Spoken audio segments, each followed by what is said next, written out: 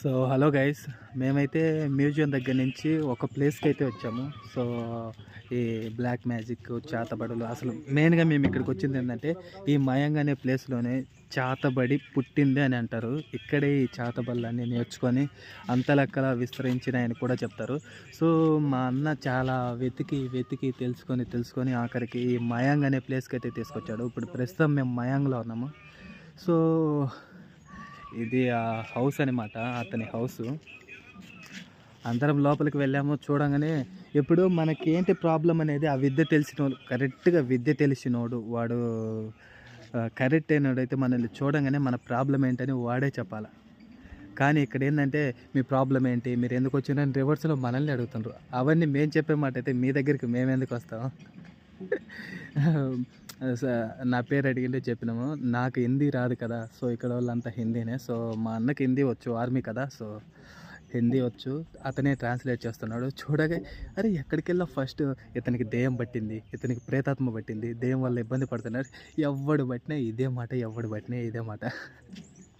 So ఇంకా మాకైతే నాకు జరిగేది ఏంటని నాకు తెలుసు. నాకు జరిగేది కానీ మీరు డిట్టు చెప్తే నేను మిమ్మల్ని నమ్మగలుగుతా. మీరు చెప్పిన పిచ్చివన్నీ నమ్మి ఇప్పటికే చాలా లాస్ అయిపోయాము. సో నాకు ఏం జరుగుతున్నది 100% వాడు చెప్పినట్టయితే వాడిని నేను ఖచ్చితంగా నమ్ముతా. వాని దగ్గర ఏదైనా చేయించుకోవడానికి ట్రై చేస్తా. సో అదండి, మేమైతే 8 months బ్యాక్ అయితే పెద్ద ప్రాబ్లంలో చిక్కుకుపోయినాం మేము. దాని నుంచి 70% అయితే బయటపడినాం. ఇంకా 30% దాని ఎఫెక్ట్లోనే నలిగిపోతున్నాం. సో అందుకే ఇంకా మన తెలుగు రాష్ట్రంలో అయితే అందరు దొంగనా కొడుకులే ఉంటారు. డబ్బులు తెంగి మనకు న్యాయం చేసేటోళ్ళు ఎవరు లేరు. ఇలాంటి వాటికి ఈ దెయ్యం పట్టిందంటారు, చాతబల్ల అంటారు, బాణామతి, వసిగా సంథింగ్ ఇలాంటి అన్నిటి కూడా మన సైడ్ పెద్ద దొంగనా కొడుకులే ఉంటారు, డబ్బులు తెంగేటోళ్ళు.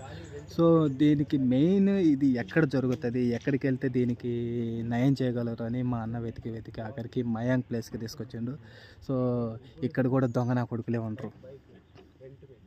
చూద్దాం, మేమైతే ఇక్కడే తిరుగుతున్నాము. టైం వచ్చేసరికి 12:23 అయింది.